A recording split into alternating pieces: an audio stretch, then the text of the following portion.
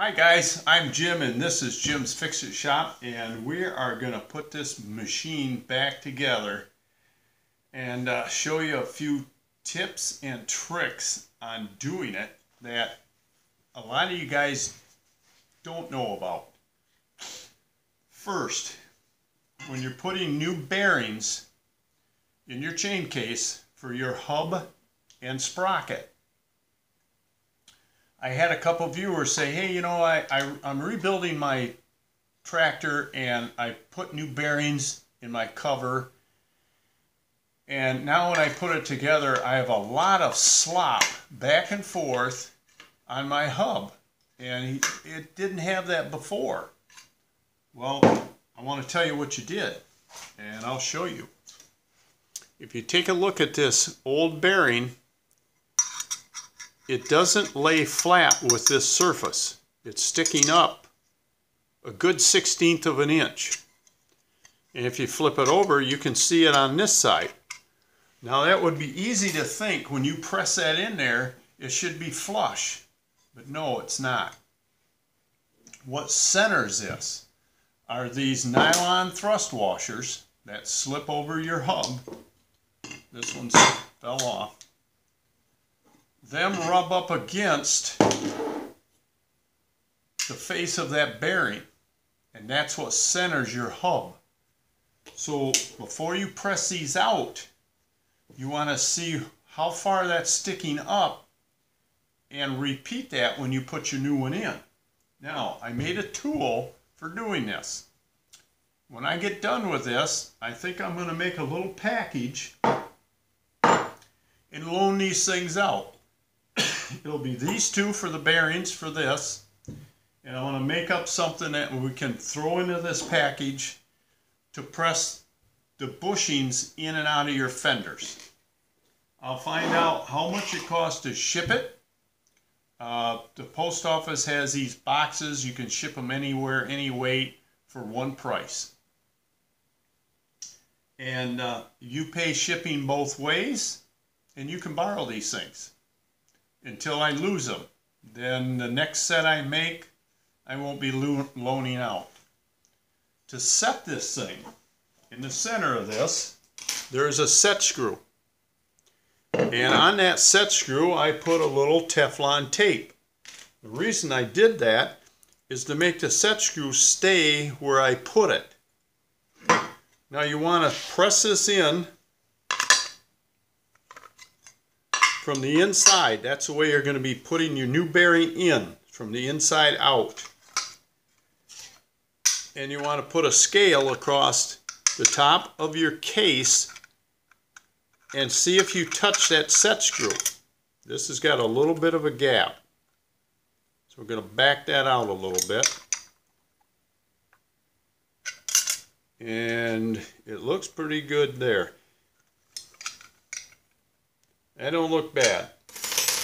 So when we press the new one in using this tool, that set screw will hit first and the bearing will stop in the correct place.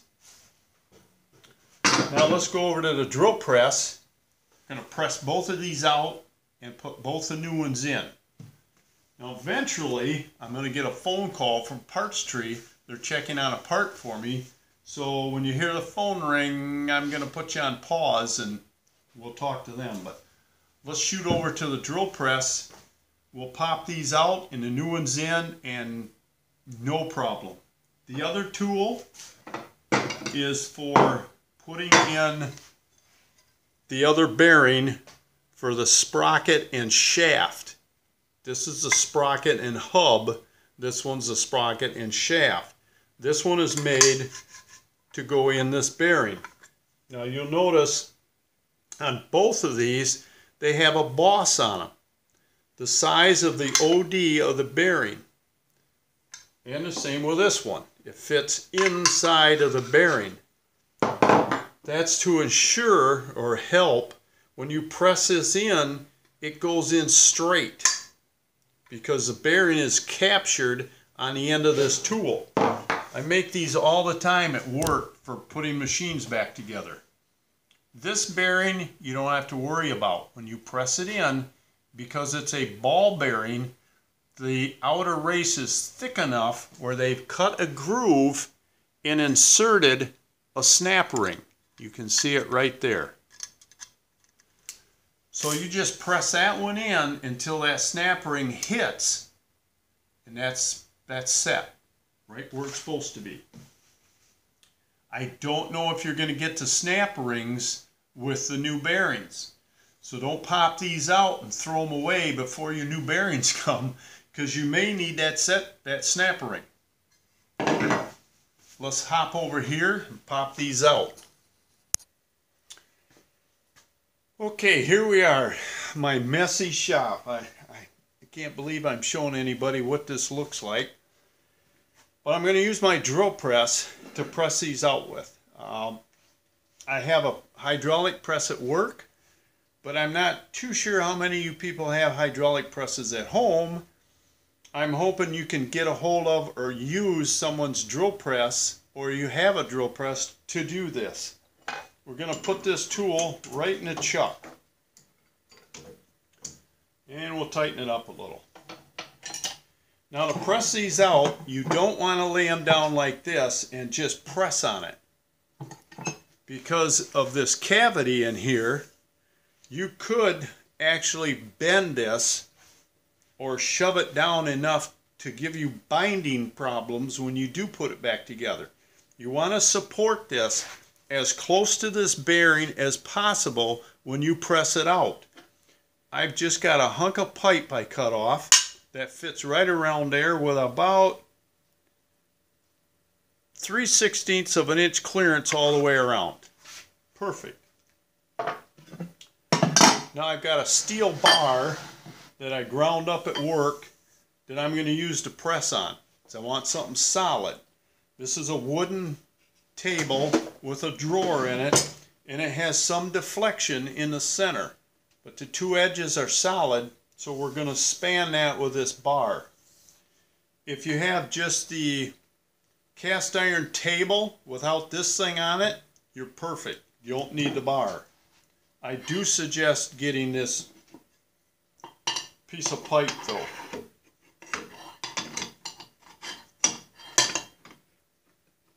And we're going to pop this one out of here.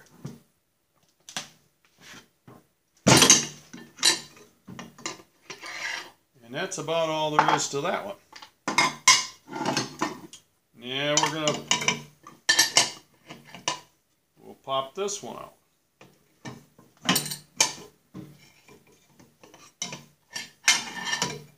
I could have my table down a little bit lower. That would probably help. Now you want to clean these out and get all the old oil out of the holes where you're going to press these bearings in at, because the old oil may have dirt in it. You don't want to open your bearings until you're ready to use them. Any dirt in a bearing will destroy it. You want to keep these clean. While you're working, you want a nice clean surface to work on.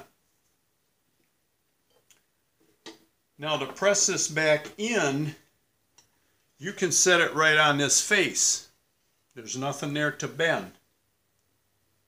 Want to put our part down. We already got our set screw adjusted. Put the bearing on it. Line it up and press it in. Now if you look close, we got the step out here we had before, and it's sticking in.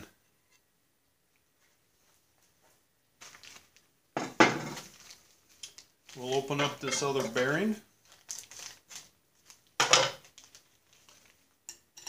And we'll pop that one in.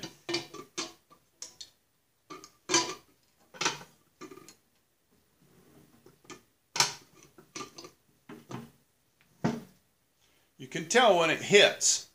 It presses in really easy, and it'll come to an abrupt stop. Your bearing's in the perfect spot right there. Now let's go back over to the bench. Okay, the next step we want to do. I guess I should have dug all these things out a little earlier. There's two O-rings.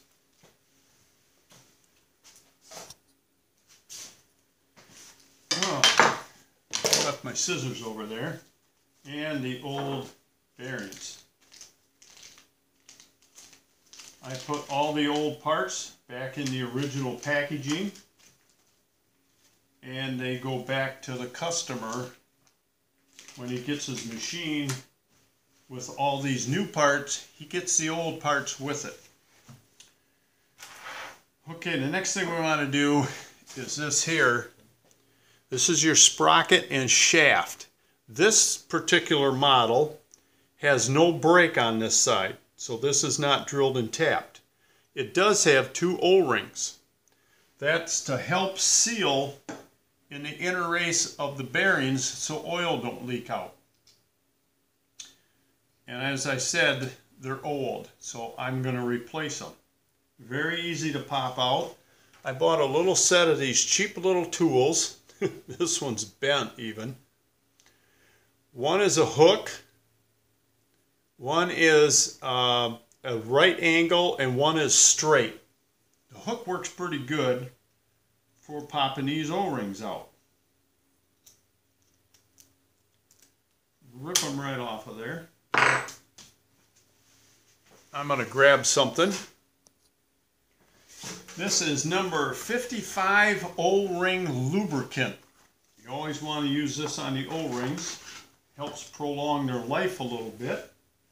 Open up these new ones.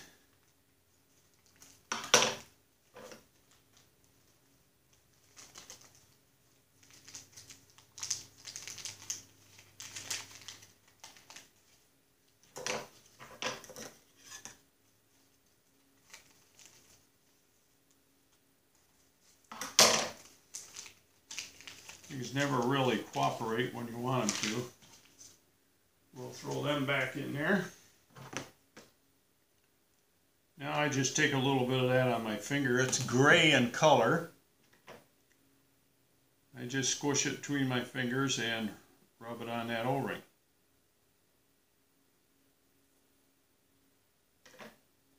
And we'll put some on this one.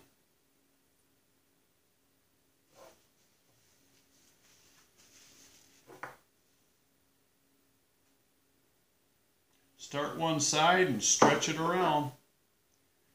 You can't really hurt them unless you really overstretch them. It's a little harder to get this over the threads. Best way is put your fingernail in the thread and just turn it, and it will walk it down the shaft.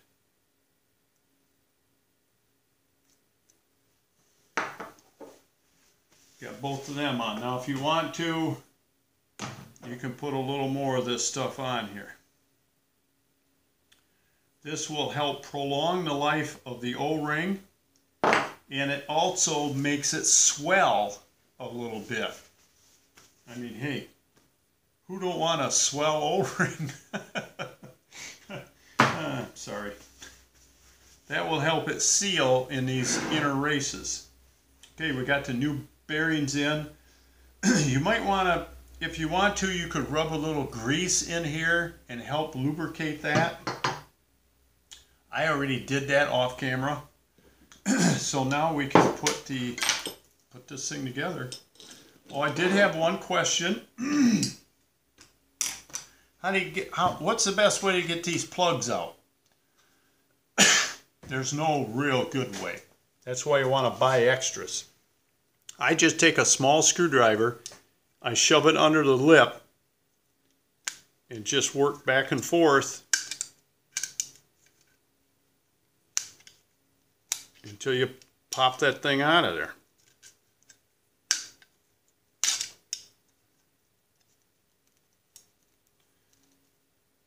They don't come out very good.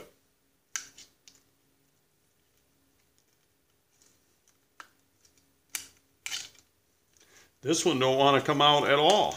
There we go. That's why I replace them. I pretty much stretched that little bugger out of shape trying to get it out of there. They relatively cheap, I guess, compared to the rest of your parts. They are $6 a piece, but I did have a viewer send me a website where you can buy them for 60 cents a piece. So I will be contacting that company and ordering me a couple dozen of them to have on hand. So now you want to get this started.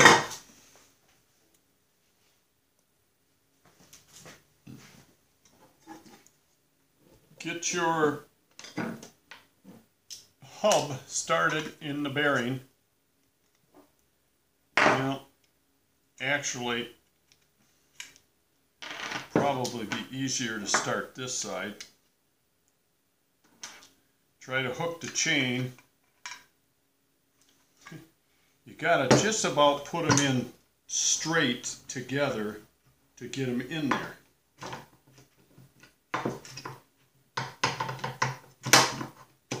Because there's not much extra material. That chain is so tight. And I forgot a part. This machine is different than the rest of them. This machine has a shim on it, but it's a wavy. See how wavy that is? That is actually a spring. The one that was in there, they got jammed when they assembled it, and you can see it actually ripped it. Here's a piece sticking up right here. It's hard to see that. And you can see where it's been. See the shiny spot here? That's where it was jammed and pinched. It actually ripped it. So that's not much good. But what that is made for, it acts like it goes on this side. It acts like a spring, and it keeps the shaft pushed one way after it's assembled. So now we can put this thing back together and make sure I don't catch that. Now most machines do not have that on it. This is well, this machine is only 5 years old. I haven't worked on many this new. You can actually feel a little spring action on that washer. I want to wipe this off. Now the gaskets for this, it seems like a waste when they punch these things out. All that extra material they punched out of that sheet. Well, these good old boys, when they figured out this machine, when they stamp out the gasket for the differential, the scrap in the center, if you can see this, becomes the gasket for the chain case. They punch one right out of the center of the other one. Now that's some thinking. I tell you, these machines, the more I work on them, the more I see that the engineering that actually goes into them is amazing. The guy was really thinking when he came up with this. I used good old Forma gasket by Permatex. I put it on the chain case. That ensures me that that gasket is not going to leak. So I'm going to put you on hold, and I'm sure you don't want to watch me spread this stuff. I'll be right back. Now you know you got the right stuff when you start using this and you have it everywhere. You know you got Permatex. I usually have this stuff up to my elbows by the time I get done with this. Now you want to take your gasket and just lay it right on here. It does only go one way. There's more holes on this side than there is on this side. So watch that when you drop it down.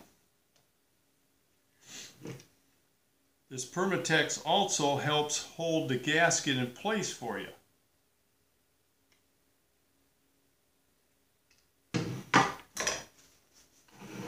This stuff is everywhere. Now I'm going to throw a little bit on this half and I'll be right back. Okay, we got this all gooped up. And we're going to slide the two halves together.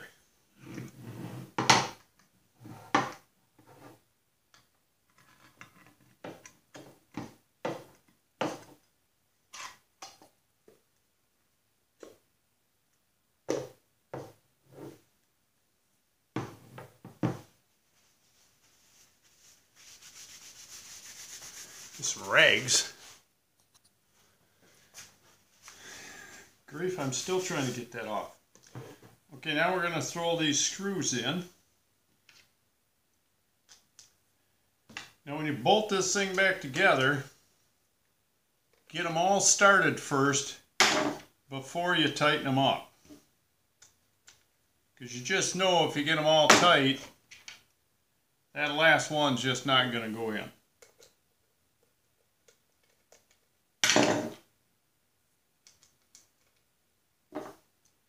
Now there's one spot on this chain case, I don't know why they did that, but it's got a big notch out of it right here. You can kind of see a lot of the gasket. Make sure you get the top part of that above that notch with some of that Permatex so it seals.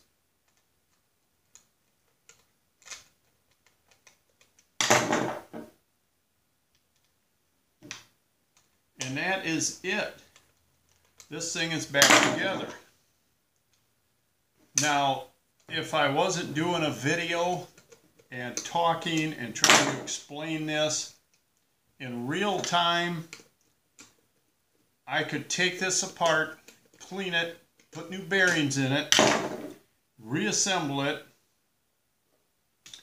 in about 25-30 minutes tops. This isn't all that hard at all. So don't think you can't do it. It's really not that difficult. Now I just want to go around and snug all these right now.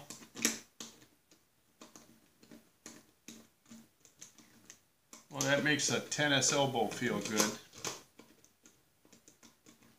And remember, if you have any questions, just put them in the box below, and I answer all my emails. And Parts Tree did call me back when I had this camera paused when we walked over to the drill press. I got a hold of them and told them that I didn't like the looks of the bearing they sent me, or the bushing, excuse me, for the axle on the differential side of the tractor. I told them I thought it had a little excessive slop in it. It didn't fit as tight as what I thought it should. We mic'd it, and it was about 3 thousandths over the maximum size that they're allowed. So it was bored a little big. So they're going to ship me out a new one tomorrow. And I told them, well, as long as I got you on the phone, I need a couple of the dust caps that go over that bushing after you get it assembled. I'll show you what that is later. I want to set it up for the other side of the tractor where there's nothing on mine. This tractor has a built-in seal in the bearing, in the bushing. Gosh, they got me calling them stupid things bearings, and they're not. So this is it. It's together. There is some side play in this. Well, that does turn nice. Stiff, just the way you want it. There is some side play, I've got about